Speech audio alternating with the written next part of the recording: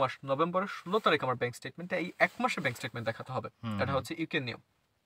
তো ওই স্টেটমেন্টটা আপনি নিয়ে যাবেন। অনেক সময় নিতেও হয় না এমবেসিতে, যেমন আমি কোনো ডকুমেন্টস নিয়ে না, যাই। এটা আসলে কি, এটা ডিপেন্ড করে। এটা যারা অনেক সময় দেখা যায় এজেন্সির উপর ডিপেন্ডেন্ট, অনেকে হচ্ছে পার্সোনাল নিজের উদ্যোগে করে থাকে। এটা তো বলে দেখা যায় যে এটা এটা এজেন্সি, যে এজেন্সিগুলো হচ্ছে তোমার ডকুমেন্টগুলো আপলোড দেয় না, মানে এখানে পোর্টালে কিন্তু আপলোড দিতে হয়। হ্যাঁ, একটা অংশ আছে সেগমেন্টের ডকুমেন্ট আপলোডের, তো সেখানে বলা আছে কি কি ডকুমেন্ট এখানে আপলোড দিতে হবে। তো অনেক এজেন্সি কি করে, এটা হলো নিজের উদ্যোগে এগুলা আপলোড করে দেয়। আবার অনেকে আছে সেটা করে না, বলে যে তোমার বায়োমেট্রিক যখন দিবা তখন সেখানে নিয়ে যাবা, ওরা আপলোড দিয়ে দেবে। এভাবে দুইভাবে করে, কিন্তু আমি মনে করি এটা দিয়ে দেওয়াটা সেফ। কারণ হলো দিয়ে দেওয়া অর্থাৎ কোথায় দিয়ে দেওয়া, মানে আপলোড দিয়ে দেওয়া। আচ্ছা। এটা হতে পারে যে নিজেরাও আপলোড দিতে পারে বা এজেন্সি সহযোগিতায় আপলোড দিতে পারে। তো আপলোড দেওয়াটা হচ্ছে সেফে থাকা যায়। তাহলে হচ্ছে পরবর্তীতে যখন বায়োমেট্রিক দিব, আমরা যখন যেহেতু বেশিরভাগ ক্ষেত্রে স্ট্যান্ডার্ড সার্ভিসটা নিয়ে থাকি, স্ট্যান্ডার্ড মানে হচ্ছে নর্মাল সার্ভিসে কোনো চার্জ নাই। সো স্ট্যান্ডার্ড সার্ভিসে যখন স্ট্যান্ডার্ড নিলেও হবে, প্রায়োরিটি নিলেও, যাই নেক না কেন, আসলে প্রিমিয়াম নেক না কেন, সব একই। ওরা হচ্ছে যখন বায়োমেট্রিক নিতে যাবে, যখন কল করবে, কল করার পর ওরা কিন্তু ডকুমেন্টগুলো তখন চেক করে, যে পুরো অ্যাপ্লিকেশনটা চেক করে বা কি কি ডকুমেন্ট আপলোড দিছে এগুলো চেক করে। তখনই হচ্ছে মূলত হলো, যদি আপলোড দেওয়া না থাকে তোরা নিজেরা আপলোড করে দেয় ওই ডকুমেন্ট, তখন ওদেরকে দেখাইতে হয়। আমি বলবো ওই পার্টিকুলার জিনিসটা কোনো প্যারা নেই। আমার ক্ষেত্রে হয়েছে কি, আচ্ছা, মূলত ভাইয়ারা আমার কাইন্ডা এজেন্ট সেম ছিল। আচ্ছা, আচ্ছা, কাইন্ডা। আচ্ছা। তো আমার ক্ষেত্রে জিনিসটা হয়েছে কি, এই ব্যাপারটা সম্পর্কে আমার ধারণা ছিল না। না, আমার উনি যেটা অনেক এক্সপেরিয়েন্স, মানে আমার যিনি যেটা বললো এজেন্ট দ্বারা কাজ করা হয়েছে, উনি বেশ অভিজ্ঞ একজন মানুষ। তো এটা আমি জানতাম না, এটা উনি আমার তরফ থেকে করে দিয়েছিলেন। আমি তো আমার বায়োমেট্রিকে কোনো কিছুই নিয়ে যাইনি। আচ্ছা, আচ্ছা। আমার জাস্ট একটা হচ্ছে এই যে অ্যাপ্লিকেশন ফর্ম, যেটা অ্যাপ্লিকেশন ফর্মও না, অ্যাপ্লিকেশন মূলত হলো অ্যাপ্লিকেশন অ্যাপয়েন্টমেন্ট লেটারটা। হ্যাঁ, এক্স্যাক্টলি, আমি নাম ভুলে গেছিলাম, আমি প্রপার নাম পাচ্ছিলাম না। হচ্ছে এই যে আরেকটা থাকে যে ডকুমেন্ট চেকলিস্ট, দুইটা ফটোকপি। হ্যাঁ, ডকুমেন্ট চেকলিস্ট, অ্যাপয়েন্টমেন্ট লেটার আর পাসপোর্টের 2 কপি নিয়ে যেতে হয়। আমার তো হচ্ছে সমস্ত ডকুমেন্টস আপলোডেড ছিল, তো আমি কিছুই নিয়ে যাইনি। এটা একটা হ্যাসেল ফ্রি। এন্ড কি বলবো, তারপর তো আমি ওটা নিয়ে গেলাম। আমার জাস্ট এই যে অ্যাপয়েন্টমেন্ট লেটার ছিল, আমার ডকুমেন্ট চেকলিস্ট ছিল, আমার পাসপোর্টের কপি ছিল, আমি আর কিছুই নিয়ে নি, কারণ আমার সমস্ত ডকুমেন্ট আপলোড ছিল। এন্ড এই জিনিসটা আবার ভেতরে যে তারপরে আমি মনে করি যে নিয়ে যাওয়াটা সেফ। অনেক সময় লাগে না, ভুলবশত যদি দেখা যায় যে এজেন্সি আপলোড দেয় না বা আপলোডে কোনো সমস্যা হয়ে গেল, আপলোড দেয়নি, সেটা তো আপনার ডকুমেন্ট আপনি চেকলিস্টে দেখতেই পারবেন কোন কোন ডকুমেন্ট আপলোড দেওয়া হয়নি, সেটা আপনি দেখে একবার মিলিয়ে নিতে পারেন। যদি কোনো সেটা যদি আপনি সেফ জোনে থাকতে চান, সেটা একমাত্র নিজের কি বলবো দায়বদ্ধতা থেকে আপনি নিয়ে নিতে পারেন। সেটাই, আমি তো নিইনি। আমি মনে করি দায়বদ্ধতা গেছিলাম, যদি আমি আসলে সবই নিয়ে গেছিলাম। আচ্ছা, আচ্ছা, কিন্তু আমি কিছু নিয়ে যাই, আমার লাগে না। আমার মানে আমাকেও জিজ্ঞেস করে দিই, আপলোড হয়ে গেছে, আপলোড সাকসেসফুল, ডকুমেন্ট চেকলিস্ট, আমি জাস্ট ওগুলো নিয়ে গেছি। আমার বায়োমেট্রিক নিলো, কিন্তু ওখানে একটা জিনিস বলবো, ওটা কি স্ক্যাম কিনা আমি জানি না, বাট ওরা আপনাকে এমবিসির কি বলবো, হ্যাঁ, ওটাকে কি বলে, কোনটা, বায়োমেট্রিক সেন্টার যেটা, হ্যাঁ, বিএফএস আমি প্রপার নাম পাচ্ছিলাম না। আমাদের যেটা করা হয় তো বিএফএস এর অফিসে যাওয়ার পর সর্বপ্রথম আপনার ঢোকার সময় আপনাকে জিজ্ঞেস করবে যে আপনি কি প্রিমিয়াম সার্ভিস নিতে চাচ্ছেন। আই উড সে ওটা এটা একটা ফালতু, মানে পুরোটাই আমি মনে করি ফালতু। আমি যেহেতু ভিডিও সাথে যেহেতু সবাই আছে, কারণ এটা অনেকেই জানে না, আসলে অনেকে জানে না, অনেকে কেন মানে প্রিমিয়াম নেওয়ার কারণ আছে এখানে, ওরা তো যেভাবে বলে, হ্যাঁ, যে আপনি অপেক্ষা করতে পারেন, ভিআইপি পাবো বা ডাইরেক্ট চলে যাবে, গাড়ি গিয়ে দিবে, তারপর হচ্ছে ডকুমেন্ট গুলা গুছাই দিবে, সাজাই দিবে, সবকিছু প্রপার করে দিবে, অ্যাকুরেট করে দিবে। এই জন্য 8000 টাকা নিয়ে দেওয়া হয়। আমি টাকা জানি না, বাট আমাকে জিজ্ঞেস করেছিল যে আপনি এবং কি করে আরেকটা বিষয়, এই বিষয়ে আরেকটু বলি, সেটা হচ্ছে বিস্কুট আর চা পানি খাওয়া, হ্যাঁ, কিছু একটা দিয়ে দেয় খাবার, আমি জানি না এক্স্যাক্টলি কিছু খাবার দেয়। প্রিমিয়ামের জন্য হচ্ছে আলাদা একটা রুম আছে, মানে একটা করা সেপারেট, একটা রুমে সেপারেট করা রুম, পার্টিশন দেওয়া, এখানে নিয়ে বসায়। আমি যেটা দেখছি আমার সামনে, মানে আমি স্ট্যান্ডার্ড সার্ভিসে নিয়েছিলাম, কিন্তু হচ্ছে অনেকে যারা নিছে এবং হচ্ছে আমার সামনে, আমি তারা জিজ্ঞাসা করলাম যে আসলে তুমি যে এটা নিলা, 8000 টাকা পে করলা, তারপর তোমাকে কি কি ফ্যাসিলিটি দিল, মানে ও তখন বায়োমেট্রিকের জন্য অপেক্ষা করতেছে, মানে ফিঙ্গারপ্রিন্ট দেওয়ার জন্য, কাগজপত্র সাবমিটেশন শেষ, তখন হচ্ছে ফিঙ্গারপ্রিন্ট দেওয়ার জন্য অপেক্ষা করতেছে। তখন আমি জিজ্ঞাসা করলাম আসলে তোমার ওইটা নেওয়ার পর কি কি হলো, ওখানে ভিতরে বহাইছে, বসানোর পরে আসলে বিস্কিট দিল একটা, আর একটা পানির বোতল দিল, আর হলো আমার জাস্ট কাগজপত্র গুলো একটু গুছাই দিল উপর, মানে কোনটার পর কোনটা, কোনটা আসবে এটাই।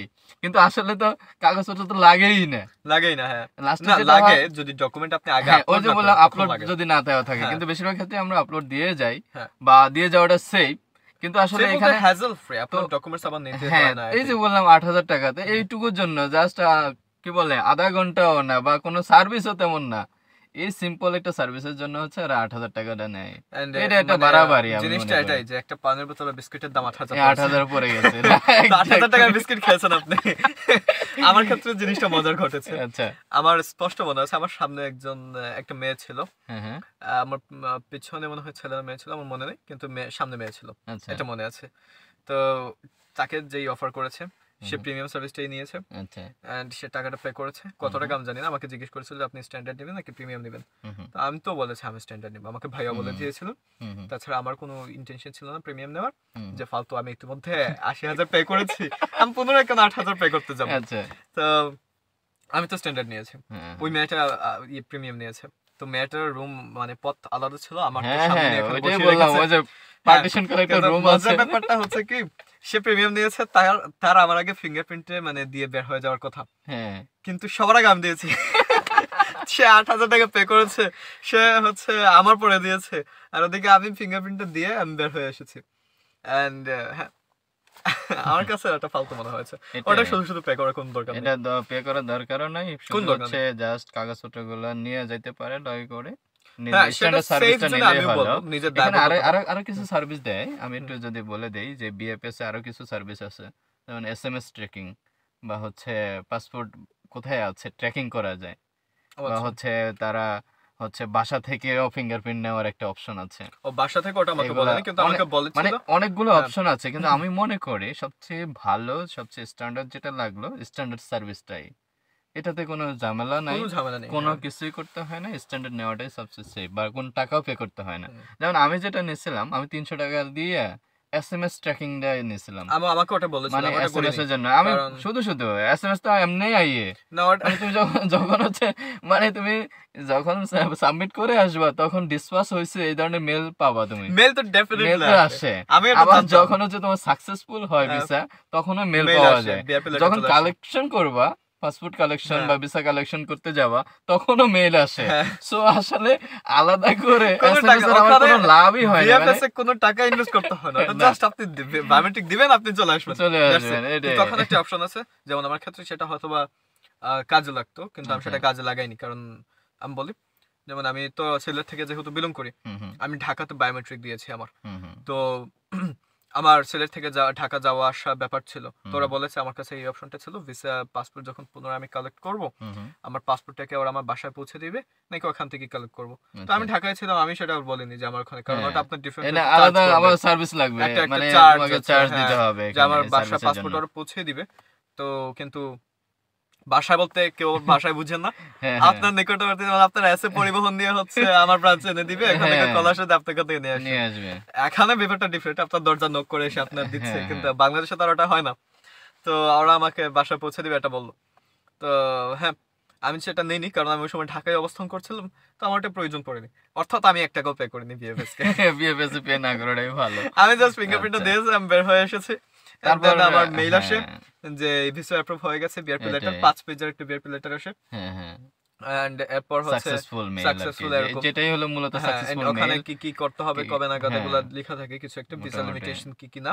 সবই থাকে। ওটা আমি বলবো সবাইকে পড়া উচিত, ওটা পরে দেখবেন ওটা একদম আসার পর। এখানে কিন্তু সেটেলমেন্ট পর্যন্ত সব ইনফরমেশন দেওয়া হ্যাঁ, আছে, সব মানে ইনফরমেশন কিভাবে দেয়া থাকে, সেটেল হবে যে ইউকে কিভাবে তে কোন গিয়ে, কোন ওয়ে আছে, কতটুকু তারপরে সময় হচ্ছে লাগবে। কোথায় গিয়ে হ্যাঁ, হচ্ছে বায়ো, বিশেষ করে বিআরপি কালেক্ট বিআরপি করবে, কালেক্ট করবেন আপনি কোথা থেকে, তারপরে কি কি এগুলো। লাগবে, কিভাবে বিআরপি করবে হয়তো সবই। মানুষ জানবে না, এখানে আসার পর আপনাকে বায়োমেট্রিক রেসিডেন্ট পারমিট নামে একটা হ্যাঁ হ্যাঁ, ছোট্ট একটা কার্ড দিয়ে, বিআরপি যেটা আপনার আইডেন্টিফিকেশন কার্ড, এটা ছাড়া এটা আপনার যদি কিচ্ছু হবে না। এখন যদিও এটা তুলে দিচ্ছে তুলে 2025 এর পর থেকে, এটা টোটালি বাদ, টোটালি বাদ ওটা, টোটালি বাদ ই ভিসা। এই ও ভিসা। আচ্ছা, তো এখন আমার থেকে ক্ষেত্রে তো হচ্ছে ছিল। এই তো হ্যাঁ, সেটা হচ্ছে আমাদের ডিসেম্বর 2024 পর্যন্ত আচ্ছা আচ্ছা, বিআরপি প্রোভাইড করা হয়েছে। যারা এখন নতুন করে অ্যাপ্লাই করতেছে তাদের কিন্তু আর বিআরপি হবে না। ওকে, এই যে ডিসেম্বর অলরেডি চলতেছে, সো বুঝতে পেরেছি। যে জানুয়ারি ইনটেক বা হচ্ছে আদার্স যে ইনটেক গুলো আছে তারা কিন্তু আর বিআরপি পাবে না। ওকে, মানে ওই কার্ড, ফিজিক্যাল কার্ড নাই, কার্ড নাই, এখন শুধু অনলাইনেই চলবে, ই ভিসা এই যাকে ভিসা বলে, আকারে। হ্যাঁ। হ্যাঁ, ওটার তো ভিতরে সব থাকবে হ্যাঁ, ইনক্লুড আমাদের করা। তো ওরকম বিআরপি লেটারের মধ্যে ইনক্লুড হ্যাঁ। ছিল যে কোন পোস্ট অফিস থেকে আমি কালেক্ট করব, হুম, মানে বেসিক্যালি ওখানে লেখা থাকে সবকিছু। তো ওটা পড়ার জন্য আমি রেকমেন্ড করব যে ওটা হুম। পড়ে দেখবেন বিআরপি তো লেটার। তারপরে মোটামুটি তোমার ভিসা সাকসেসফুল হয়ে গেল। হ্যাঁ, ভিসা সাকসেসফুল। এরপরে হ্যাঁ, তুমি হচ্ছে তারপরে যে কালেকশন মেল ট্রাভেল, আসলো, হ্যাঁ কালেকশন মেল। কালেকশন মেল আসলো, তারপর তো আমার এসব করতে মোটামুটি পাশাপাশি ডেট চলে এসেছিল। তো এরপর আর কি আপনি শপিং করে ফেলুন, আপনি টিকিট কেটে ফেলুন। আচ্ছা, মানে সেপ্টেম্বর যাতে ইনটেকে তুমি মূলত। হ্যাঁ, তো আচ্ছা। আমার তো হচ্ছে টিকিট কেটে ফেলুন, হ্যাঁ, সবকিছু হ্যাঁ। সেরে ফেলুন, পরিবার মানুষের সাথে দেখা করতে হলে সেটা করে ফেলুন, আচ্ছা। কারণ আপনি চলে আসছেন এই ক্ষেত্রে। হ্যাঁ, আচ্ছা। তো তারপর ওটা তো হচ্ছে আর কিছু না। তারপর বিমান টিকিট কাটা বিমান হয়ে টিকিট, গেল। তো আমার ক্ষেত্রে জিনিসটা ভালো এক্সপেন্সিভ পড়েছিল। হুম। ইউজুয়ালি যেটা হয় মানুষজন ট্রানজিট নিয়ে আসে বা আগে কেটে রাখলে ভালোই অর্ধেক একটু দামে আগে পাওয়া যায়, মানে হচ্ছে দেখা 60 যায় যে থেকে 70,000 এক মাস পাওয়া যায়। বা 30 দিন, এক আর মাস বা আগে এক কাটলে মাস আগে সেটাও পারে নাই। মানে আমি রিকমেন্ড করি যে যেদিন থেকে সাকসেসফুল মেল আসলো ওদিনই কেটে সেদিনই ফেলুন, কেটে ফেলাটা সেদিনই কেটে উত্তম। ফেলুন, সেটা কারণ আমি ভালো। এক যত সপ্তাহ আগে যদি কাটবেন, হয়, মানে হ্যাঁ, একটা দিনও যদি প্রাইস কম পার পড়ে, হয়, প্রাইস কমে যায়। প্রাইস কমে যায়, হ্যাঁ। হ্যাঁ, হ্যাঁ। তো আমার ক্ষেত্রে সেটা খুবই এক্সপেন্সিভ পড়েছিল। আমি আমার 1,04,000 টাকা লেগেছে আমার বিমান টিকিটে। আমি বাংলাদেশ আচ্ছা, বিমানে আচ্ছা। এসেছি, বাংলাদেশ ডিরেক্ট বিমান। ফ্লাইট ছিল। হুম, হুম। আমাদের সবচেয়ে কাছের যে এয়ারপোর্ট সেটা হচ্ছে ম্যানচেস্টার, অবভিয়াসলি হুম, হুম। ইন্টারন্যাশনাল ফ্লাইটদের জন্য। তো আমি হচ্ছে আমার ফ্লাইট আবার ঢাকা থেকে ছিল, হুম, সিলেট হুম। থেকে প্রাইসটা একটু হাইয়ার ছিল। তো আমি আচ্ছা। ভাবলাম যে সিলেট থেকে 20,000 টাকার মতো মনে হয় বেশি পড়ে। আমি ভাবলাম 1 20,000 লাখ, টাকা জাস্ট মানে তোমার ঢাকার সিলেটে। ইমার্জেন্সি করে ফেলছো, মানে বেশি ইমার্জেন্সি দিন। বলতে আমি জাস্ট আমার কালেক্ট করেছি পাসপোর্ট, আমি বিকেলে, হুম। আমি রাতেই টিকিট করে ফেলছি। তারপর কয়দিনের ডিস্টেন্স মাঝখানে গ্যাপ ছিল?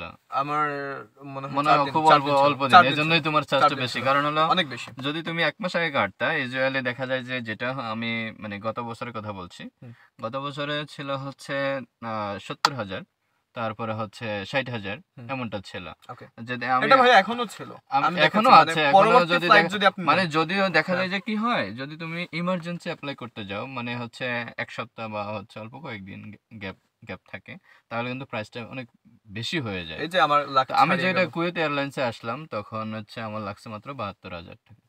এরকম আছে এটা, যেমন সৌদি হ্যাঁ, এয়ারলাইন্স, হ্যাঁ। কাতার এয়ারলাইন্স। তো কাতার মনে হয় একটু এক্সপেন্সিভ কাতার ছিল ওই সময়। এক্সপেন্সিভ বেশি, কাতার কাতার এবং এক্সপেন্সিভ, টার্কিশ এয়ারলাইন, দুইটাই হচ্ছে খুবই এক্সপেন্সিভ, এক্সপেন্সিভ। ইনফ্যাক্ট এমিরেটসও এক্সপেন্সিভ হ্যাঁ, আছে। এমিরেট এক্সপেন্সিভ এগুলা। হ্যাঁ। আর হলো এগুলো কম পাওয়া যায়, ওই যে বললাম আগে আগে কেটে রাখলে সবগুলোই 1 কম মাস পাওয়া বা যায়। হচ্ছে আগে থেকে হ্যাঁ, যদি সবকিছু ঠিক থাকে, আগে অ্যাপ্লাই করাটাই ভালো, এটাই। বুকিং করে তো আমার রাখাটা। ক্ষেত্রে যেটা আমি করিনি, এজন্য হুম, আমার হুম। টাকা বেশি গুনতে হয়েছে। আচ্ছা, তো যাই আমি হোক, ওই দিন রাতে তারপরে করে ফেলেছি। বিমান আমারটা টিকিটও ছিল তোমার। ঢাকা থেকে ম্যানচেস্টার। হুম, হুম। ওই যে সিলেট থেকে বললাম না 20,000 টাকা বেশি হুম, পে হুম। করতে, আমার কথা ছিল যে আমি সিলেট থেকে যদি উঠি আমি 20,000 টাকা মানে কেন পে করবো, আমি অনেকে পাচ্ছি কম। অনেকে দেখা যায় হিথ্রো এয়ারপোর্ট থেকেও আসে হ্যাঁ, লন্ডনের, থেকে আসে, কিন্তু কিন্তু হিথ্রো থেকে আবার দেখা যায় যে ওয়েলসে আসাটা, ট্রাভেল ওটাই মানে ট্রানজাকশন ওটার খরচটা আরো বেশি হয়ে যায়, মানে প্রয়োজন নাই তো। যেমন আমি ট্রান্সপোর্ট ইউনিভার্সিটির আগে কস্ট আমাদের বেশি হয়। এখানে আসার আগে আমাদের কয়েকটা মিটিং হয়েছে, ওখানে বলে দিয়েছিল যে মানে কাছে কোন কোথা কোন থেকে এয়ারপোর্ট, কোথায় যাওয়া যায়। কোথা থেকে কোথায় যাওয়া যায়, তো তো ওখান এটা থেকে আমি এটা দেখলাম। আসলে বাংলাদেশ স্টুডেন্টদের এটা জেনে রাখা ভালো, হ্যাঁ, যে আসলে অন্তত ম্যাপটা ঘাটা উচিত। এটা তারপরে এটা জাস্ট বেশি কিছু না। বেশি কিছু যেমন না, আপনি কোথাও সিম্পল যাচ্ছেন, আপনি গুগলের মধ্যে করলেন যে এই থেকে নিয়ারেস্ট এয়ারপোর্ট কোনটা কোনটা এয়ারপোর্ট, আমার ভালো হ্যাঁ, হবে এভাবে ইন্টারন্যাশনাল ফ্লাইটের জন্য, চার্জ তখন করে একটা নিলে নিয়ারেস্ট ভালো। করে দেবে। হুম, তো আমার ক্ষেত্রে যেটা ঢাকা থেকে ম্যানচেস্টার 13 ঘন্টা ইন টোটাল ফ্লাইট ছিল, কারণ 1 ঘন্টা হুম, সিলেটে ওখানে ছিল টেকনিক্যাল। হুম, হুম। কি জন্য বললো টেকনিক্যাল, কিন্তু ওটা টেকনিক্যাল ইস্যু ছিল না, সিলেটে প্যাসেঞ্জার উঠেছে। হ্যাঁ, হ্যাঁ, সিলেট থেকে আসলে বাংলাদেশ বিমানে তো হ্যাঁ, ম্যানচেস্টারে বহুত আসে, মানে ঢাকা থেকে বহুত যদি বলতে সিলেট এর সাথে ঢাকা ঢাকা থেকে তো আমার ঢাকা বিমানটা থেকে, খালি ছিল। হ্যাঁ, আমার ওয়াইফের যেটা আসছিল, ওর হুম, বিমানও সেম ছিল, ও ম্যানচেস্টার দিয়ে বাংলাদেশ বিমানে আসছিল। তো দেখা যায় বললো যে ঢাকা থেকে মাত্র 10-12 জনের মতো প্যাসেঞ্জার ছিল, এরকমই 14 জন 15 জনের মতো আর উঠেছিল। যখনই সিলেট পৌঁছাইলো পুরা বিমান হ্যাঁ, পুরো বিমান ভরে গেছে। ভরে গেছে। হ্যাঁ, ভরে গেছে। এরপরে বিমানে যে আমি গেছিল। যখন ওকে রিসিভ করতে গেলাম ম্যানচেস্টার এয়ারপোর্টে, আরে ভাই সব সিলেটি, মানে টোটাল আপনি বাঙালি। সেটা ভাবলেন কিভাবে? ইউকে বা- আসবেন সিলেটি এ- পাবেন না। দেখি আসলে কথা কথা বলে তো বোঝা যায় যে আসলে, যাই হোক ওগুলো আমরা না যাই। তো তারপর হ্যাঁ, তারপর তোমার জার্নিটা একটু আগাই, যে তোমার মোটামুটি বিমান টিকিটও হয়ে গেল, তুমি চলেও আসলা। হুম। এরপরে কিভাবে কি করতেছো এখন? তার এখন বাসা টাসা তো নেওয়া এবং বাসা আমি হচ্ছে আগে থেকেই সবকিছু জব ম্যানেজ করে টব কিভাবে ফেলেছিলাম। মোটামুটি করতেছো, বা বাসা কিভাবে বুকিং করলো? অনেকেই দেখা যায় যে আসলে আমাকে অনেকেই জানতে চায় বাসা নিয়ে, যে বাসা কিভাবে পাওয়া যায় বা হচ্ছে বুকিং করা যায়, এগুলা নিয়ে। বাসা আমি পেয়েছিলাম ফেসবুক গ্রুপ থেকে। ফেসবুকে। আমি অনেক গ্রুপে পোস্ট করেছি, আমি এটার জন্য অনেক ঘেটেছি। তো হুম, ওই জায়গায় মানে 2 দিন পরিশ্রম করেছি, এখন 2 দিন আবার এটা ভাববেন না। হুম, হুম, মানে অনেক সময় মানুষজন 2 দিন কথায় কথায় বলে। যে আমি জাস্ট 2 দিন ট্রাই করেছি, অথবা দিনে 1 ঘন্টা 2 ঘন্টা। আমি পুরোটা 2 দিন কিন্তু ট্রাই করেছি, সকাল থেকে রাত পর্যন্ত। প্রতিটা মেসেজ চেক করেছি, প্রতিটা কমেন্ট পড়েছি, প্রতিটা পোস্ট করেছি, প্রতিটা জায়গায় ঘেটেছি, একদম গুগল থেকে ফেসবুক।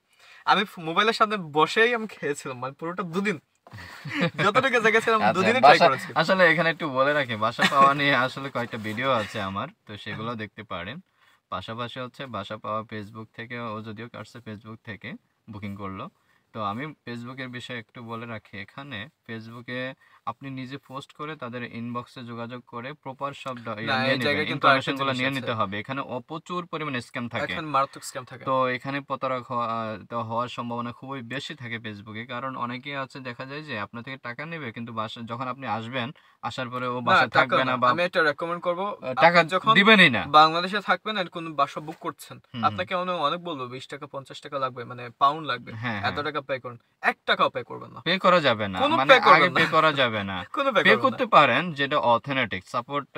সাপোজ আমি যদি বলি যে এয়ারবিএনবি অথবা হোটেল, যখন আপনি 2 দিন বা 3 দিনের জন্য থাকবেন, তো এগুলাতে বুকিং করতে পারেন। এগুলাতে জালিয়াতির সুযোগ খুব কম, কারণ আপনার ইউনিভার্সিটি থেকে যদি আপনি ওখানে হাইটে যাওয়া যায়, বা নিকটস্থ যে এয়ারবিএনবি গুলো আছে, এয়ারবিএনবি বলতে আসলে কি, আমি তো অনেকে জানে না এয়ারবিএনবি কি। আসলে এয়ারবিএনবি হচ্ছে একটা বাসার মতো থাকে, মানে টোটাল হোল বাসা, সেখানে দেখা যায় 3টা বা 4টা রুম থাকে, এরা হচ্ছে ভাড়া দেয়।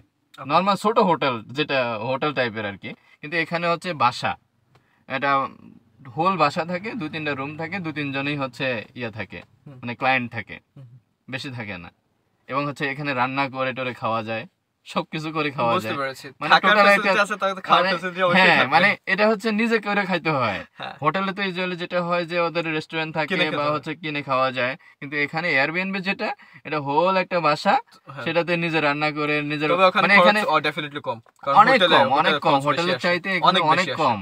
হোটেলের চাইতে আমি যেটা করছিলাম, আমি 2 দিনের জন্য থাকতে হয়েছে, কারণ আমার হলে ওঠা হলো 23 তারিখ, আমার ফ্লাইট হলো 21 তারিখ, তো আমি চলে আসলাম 21 তারিখ, আমার 2 দিনে থাকতে হবে। তো আমি পরবর্তী বাংলাদেশ থাকাকালীনই booking.com এর মাধ্যমে এয়ারবিএনবি বুকিং করে নিলাম, এবং খুবই কম পড়ছে। আমার হলো 44 পাউন্ড করে ছিল পার নাইট, সো 2 দিনের জন্য আমার 88 পাউন্ড কাটছিল। তো ভাইয়ের ক্ষেত্রটা, আমার ক্ষেত্রটা হয়নি। আমি বাংলাদেশে থাকতে আমার রুমটা বুক করে ফেলেছি, এন্ড ওই জায়গায় আমি অনেক সতর্ক ছিলাম, কারণ আমি এই জিনিসটা অনেক ঘেটেছি, আমি অনেক মানুষের কাছ থেকে জেনেছি যেটা হচ্ছে আগে টাকা চাওয়া ওটা স্ক্যাম হয়। আমি সেটা একদমই চাইনি। থমাস অ্যান্ডারসন, মিস্টার অ্যান্ড্রো, এরকম অনেক মিস্টার পাবেন, অনেক মানে দেখা যায় যে কি এগুলো আইডি মূলত হলো লোকালদেরই, আর ওরা কি করে, এটা কিন্তু আসলে ব্রিটিশ না, ওরা নামগুলো কিন্তু ব্রিটিশ দেওয়া। আমি যেটা পেশ করছি বা হচ্ছে দেখছি, এরা নামগুলো কিন্তু ব্রিটিশ বা ব্রিটিশের একটা ছবি দেওয়া, মানে হোয়াইটদের,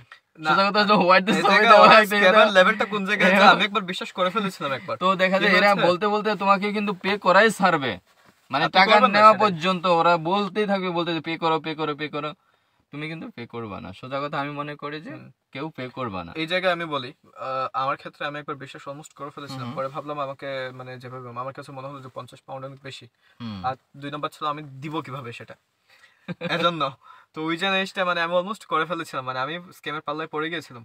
কি হয়েছে, আমাকে জুলিয়া নামের কেউ একজন, আমার মনে নেই, হয়তোবা জুলিয়া ছিল, এরকম আমাকে বলেছেন, মানে ফর্মালি কমেন্ট করেছেন আমার পোস্টের নিচে, যে আমি এখানে বাসা পাইনি, আমি একজনের মাধ্যমে বাসা পেয়েছি, উনি আমার ল্যান্ডলর্ড, ওখানে আমি থাকছি, উনি আমাকে এটা বলেছেন। আমি বললাম আচ্ছা।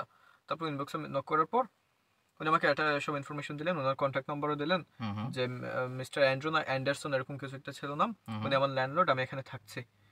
আমি জনাব অ্যান্ডারসন সাহেবকে মেসেজ করলাম যে হ্যাঁ আমি এভাবে আসতে চাচ্ছি, আমার তো বাসা জরুরি, বাসার দরকার। তিনি বললেন তোমাকে এত টাকা পে করতে হবে, আচ্ছা বুকিং এর জন্য, এরকম কিছু একটা। এন্ড আমি তো ভাবলাম হয়তো সত্যি, কারণ আগে একজন এক্সিস্টিং একজন মানুষ এখানে থাকছে, এখানে স্ক্যাম হওয়ার কথা না। তো আমি এটা ভাবার পর পরে আবার মনে হলো যে কিছুটা ঘাপলা আছে, মানে আমার মনে হলো যে আনসান করছে, তারপরে আমি ওটা দিইনি। আবার প্রথম কথা, আমার মানে 80% যদি বলি নিশ্চয়তা ছিল আমি দিয়ে দিব, 20% ছিল আমি দিব না। এন্ড 2 নম্বর অপশন ছিল যেটা আমি দিব কিভাবে, অর্থাৎ আমার দেওয়াটাই হতো না। তো এখন মজার কথা বলি, ওই জুলিয়া এন্ড অ্যান্ডারসন দুটোই স্ক্যাম, আমি এখন বুঝতে পারছি, কারণ ওদের দুটোর আইডিয়া নাই, আইডি নাই, দুটোই স্ক্যাম ছিল। তো এরকম রেফারেন্স করলে আপনি সেটা ভুলবেন না। অর্থাৎ ইন শর্ট, আপনাকে আগে টাকা চাইলে আপনি সেটা 1 টাকাও দিবেন না। টাকা দেওয়া অনেক scam যাবে হয়। না, পাশাপাশি হচ্ছে পরিচিত যারা থাকে, হুম। পরিচিত যারা আছে আগে থেকে এখানে থাকতেছে, তাদের সাথে পারলে কন্ট্যাক্ট করাটা হ্যাঁ, বেটার। and এটা কন্টাক্ট তারা করলে অনেক হচ্ছে সময় ভালো দেখা হয়, যায় যে অনেক যেমন সময় রিকমেন্ড করে, তাদের হ্যাঁ, মাধ্যমে রুম পাইলে জাস্ট ইজি হয়ে রেকমেন্ড না, যায়। অনেক সময় হাতে থাকে, যেমন আপনি অনেক কিন্তু সময় অনেক হ্যাঁ, থাকেন, আমি যেমন যেমন আমি আমিও যেটা জানতাম। করছি, আমি কিন্তু অনেকেরই বাসা দিচ্ছি। আমিও 1-2 জনকে এরকম দিলাম, ইভেন যেমন আমি আমার যে আমি পূর্বের রুমমেটটা ছিল। আমি আমি নিজে বাসা নেওয়ার পর আমি অনেকেরই, ইভেন আমি যখন হলে ছিলাম তখন আমি অনেকেরই বাসা আমি খুঁজে হ্যাঁ, দিচ্ছি। এরকম ইনফরমেশন তো অটোমেটিক এই চলে জন্য আসে। যেটা করতে হয় যে যারা আগে থেকে থাকতেছে, যে হুম। রিজিয়নে যাবে, পারলে তাদের সাথে আগে কন্ট্যাক্ট হ্যাঁ, করা। একটু কন্টাক্ট করলে ভালো মানে হয়। আগে হ্যাঁ, ফেসবুকের মাধ্যমে হোক আর যেভাবে হোক তাদের সাথে কমিউনিকেশন করে তারপরে হচ্ছে আমি মনে করি বাসা বুকিং দেওয়াটা হুম, ভালো। বা বুকিং এ দিবেন কিন্তু টাকা পে করা যাবে না, বুকিং করে রাখবো, টাকা পে করবো আমি আসার পর, হ্যাঁ, এক্স্যাক্টলি। এভাবে হচ্ছে বলে নিতে হবে। এটা বলে, এটা তাহলে হচ্ছে, ক্লারিফাই করতে হবে। হ্যাঁ, তাহলে আসলে ওই প্রতারণা হওয়ার সম্ভাবনা খুব কম। হ্যাঁ, কারণ প্রতারণা হয়ে গেলে কিন্তু অনেক বড় একটা সমস্যায় পড়তে হবে আপনাকে, এটাই। যেহেতু এখানে অপরিচিত এলাকায় আসার পরে বাসা পাচ্ছেন না, তখন হুম। তখন একটা ঝামেলায় পড়তে হয়। আর হোটেলে থাকা মারাত্মক এক্সপেন্সিভ। হোটেলে একটু এক্সপেন্সিভ, তো আমি সেই জন্য বলি যে এয়ারবিএনবি তে চুজ করতে পারে। হুম। ঠিক আছে, তো তারপর তোমার হচ্ছে এখন যেটা এখন কোনো কাজে বা কোর্স করতেছো, মোটামুটি কেমন লাগতেছে? পড়াশোনা বাংলাদেশ থেকে এখানে কম্পারেটিভলি অনেক ইজিয়ার, হ্যাঁ, আমার যতদূর মনে আচ্ছা হয়েছে। আচ্ছা। কারণ আমার ফ্রেন্ড যারা বিশ্ববিদ্যালয়ে পড়াশোনা করছে তাদেরটা আমি শুনি, হুম হুম অ্যান্ড শোনার পর থেকে তো দেখলাম ওদের প্যারাটা একটু বেশি, হুম হ্যাজাল হুম। একটু বেশি, যেটা আচ্ছা আচ্ছা। কম্পারেটিভলি আমাদের কম, হ্যাঁ অনেক কম। হ্যাঁ হ্যাঁ। অ্যান্ড যেমন সেমিস্টার খুব তাড়াতাড়ি শেষ হয়ে যায়, আমার আচ্ছা সেদিন সেমিস্টার শুরু হয়েছে, আমার আজ সেমিস্টার শেষ, যদি পরীক্ষাটা বাকি, বাট সেমিস্টার আমার ক্লাসের শেষ। আচ্ছা আচ্ছা। একটা কোর্সের পরীক্ষা আছে। ক্লাস কয়দিন করতে হয় বা আমার হচ্ছে? তো ছিল, এটা নির্ভর করে ক্যাম্পাস ওয়াইজ, সব ক্যাম্পাস সমান থাকে না। সমান যেমন আমার থাকে একটা না। ফ্রেন্ড সে লন্ডনে আছে, হুম হুম সে জানালো তার সপ্তাহে 2 দিন ক্লাস থাকে, হুম। এর মধ্যে সেটা আবার ফ্লেক্সিবল, সে যদি চায় সেটা অনলাইনে করতে পারে, তারা আচ্ছা ওরা আচ্ছা অনলাইনে নিয়ে গেছে। আচ্ছা। কিন্তু আমার ক্ষেত্রে হচ্ছে আমাদের ইউনিভার্সিটির নিয়ম এটাই যে আপনি এখানে ক্লাস পড়াই যেটা ফিজিক্যাল দিবেন, ক্লাস করতে আপনার হবে। ফিজিক্যাল ক্লাস করতেই হবে। হুম হুম। অন্য কোনো ভাবে যেমন আপনার ইচ্ছা মতো ডেটা সেটা চেঞ্জ করার কোনো অপশন নাই। আচ্ছা আচ্ছা। আমি জানি না অন্য ক্যাম্পাসে আছে কিনা, বাট এটাই তো বললাম হুম আমাদেরটা হুম। সেটাই, সেটা থেকে বললাম। আর আমার ক্লাস ছিল 3 দিন, এন্ড এই তো, আর কিছু না। আর হচ্ছে কিভাবে তাই কাজ মোটামুটি পাওয়া গেছে কিনা, প্রথমে আসার পরে কেমন লাগছিল? এটা আসলে নির্ভর করে, আমি কতদিনের বলবো মধ্যে অনেক মোটামুটি কাজ সময় টাজ ম্যানেজ করতে মানুষজনের পারলা? কপালের উপর নির্ভর করে, অনেক আচ্ছা সময় কপালের উপর নির্ভর, মানে কারো হয় কারো হয়ে যায় না, তো আমার তো আচ্ছা। অত ভোগান্তিতে পড়তে হয়নি।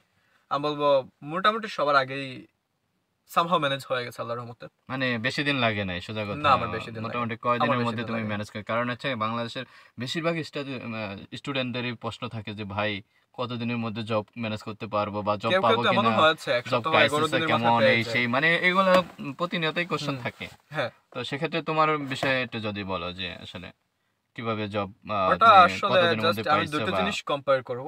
হুম হুম কিছু মানুষ একটু তাড়াতাড়ি পেয়ে যায়, হুম হুম। এটা যেমন এটা আমি একজন ভাইকে চিনি, হ্যাঁ। উনি চেস্টারে থাকেন। হুম উনি বলেছিলেন উনি 11 দিনের মাথায় জব পেয়ে হুম গেছেন। হুম তো এই ক্ষেত্রে অনেকে নির্ভর করে লাকের উপর। হুম। কেউ এনআই অ্যাপ্লাই করে আসার পরে ব্যাংক মানে মানে সিল তুলে ফেলে, কাগজপত্রগুলো রেডি করে কাগজ ফেলে রেডি করে ফেলে, যেগুলো এনআই দরকার। অ্যাপ্লাই করে। তো আমার ক্ষেত্রে জিনিসটা আর একটু লেট হয়েছে, কারণ আমার এনআই একটু লেট করে এসেছে। হুম হুম। ভাইয়ের এনআই মনে হয় 1 সপ্তাহের এক ভিতর চলে সপ্তাহ এসেছে, 1 সপ্তাহ বা 10 দিনের মধ্যে কিন্তু চলে আসে আমার নাই? একটু বেশি নিয়েছে টাইম।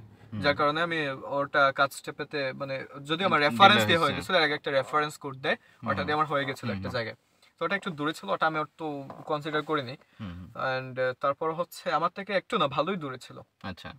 তো এরপর যেটা বর্তমানে যেখানে কর্মরত আছে, সেখানে তো হচ্ছে এনআই নাম্বার এবং পর এনআই পর আসলে আমি সেটা অ্যাপ্লাই করেছি, হয়ে এনআই গেছে। এবং ব্যাংক এগুলা যত দ্রুত ব্যাংক রেডি তো করা প্যারা যায়, নেই, যত ব্যাংক তো দ্রুত হচ্ছে রেডি করা আপনার, যায় হ্যাঁ যেমন ততই মানে কাজ আমি বলে পাওয়াটা রাখি, সোজা। অনেক মানুষজন হয়তো জানে না, হুম হুম কারণ বিআরপি পাওয়ার পর হুম আপনার নাম্বারটা পাওয়ার পর, ফোন নাম্বার পাওয়ার পরে আপনি ব্যাংকের জন্য করে ফেলতে পারেন আপনার বেসিক যে, মানে প্রাইমারিলি আসার পরে আপনার ব্যাংক অ্যাকাউন্টের দরকার, আপনি সেজন্য মনজো নামের এখানে একটা হুম। ব্যাংক আছে, যেটা অনলাইন অনলাইন। সোজা অনলাইন, এটা অ্যাপস কোনো, নামায় তারপর ফিল হ্যাঁ আপ করলেই হয়ে এটা যায়। হচ্ছে কোনো ফিজিক্যাল কোনো শাখা নেই, এটা হ্যাঁ, টোটালি অনলাইন একটা অ্যাপ, অনলাইন। যেখানে আপনার ডেবিট কার্ড দিয়ে দিবে 2-3 দিনের ভিতর হুম হুম মনজো। তো আপনি মনজো অ্যাপটা ডাউনলোড করতে পারেন, সেখান থেকে আপনি আপনার অ্যাকাউন্ট ক্রিয়েট করে ফেলতে পারেন, আপনার ডেবিট কার্ড পাওয়া যাওয়ার পর আপনি অ্যাকাউন্ট অ্যাক্টিভেট করে ফেলতে পারেন, and then you are completely ready to apply for some jobs hmm over here. Hmm এই তো।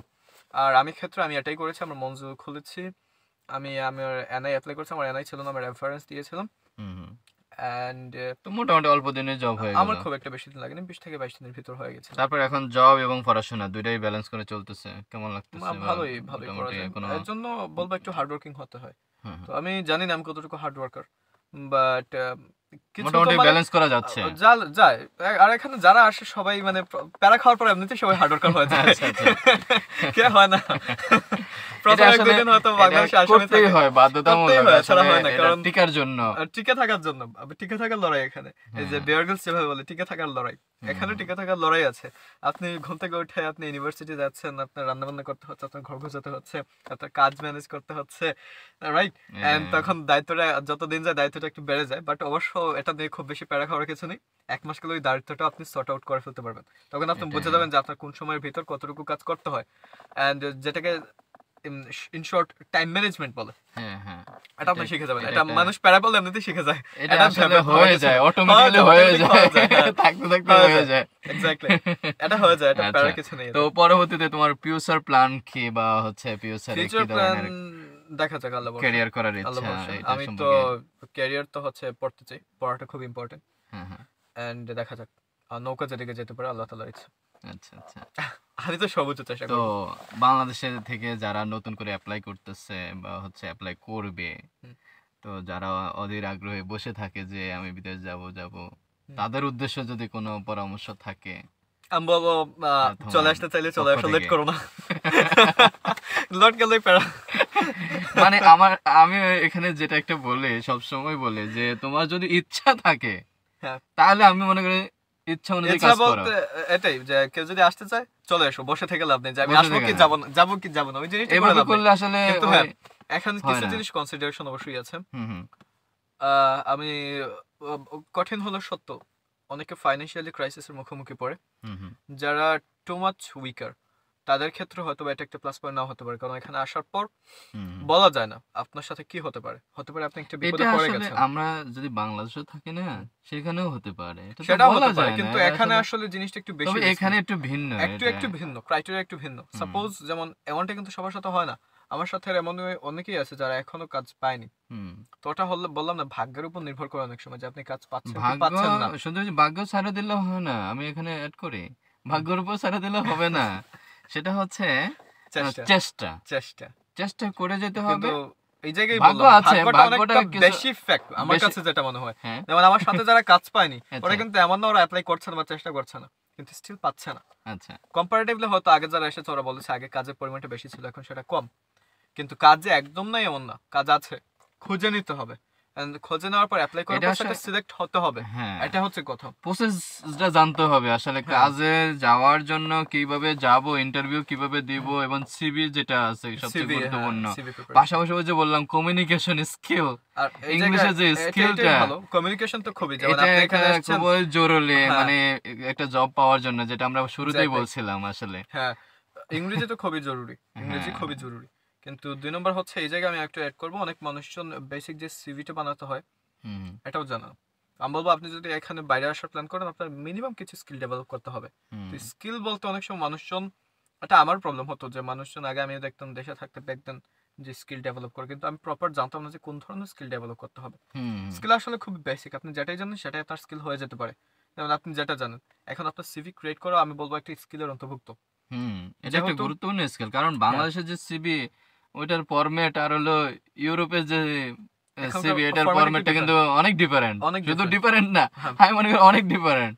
অনেক ডিফারেন্ট। কারণ হ্যাঁ, বাংলাদেশের এন্ড সিভিতে আমরা যেটা এটাও করি 4-5 পেজের ইচ্ছা মতো যা আছে সব লিখে অনেক দেই, যেটা ফালতু নিজের জিনিস সাথেও দিয়ে যায় না, নিজের সাথে যায় না। হ্যাঁ, সেটাও আমরা ইনক্লুড আর করে দেই। এখানে প্রবলেমটা হচ্ছে অনেক অনেক জায়গায় প্রুফ চাই, প্রুফ চাই যে আপনি এটা করেছেন, এটা প্রুফ দেন।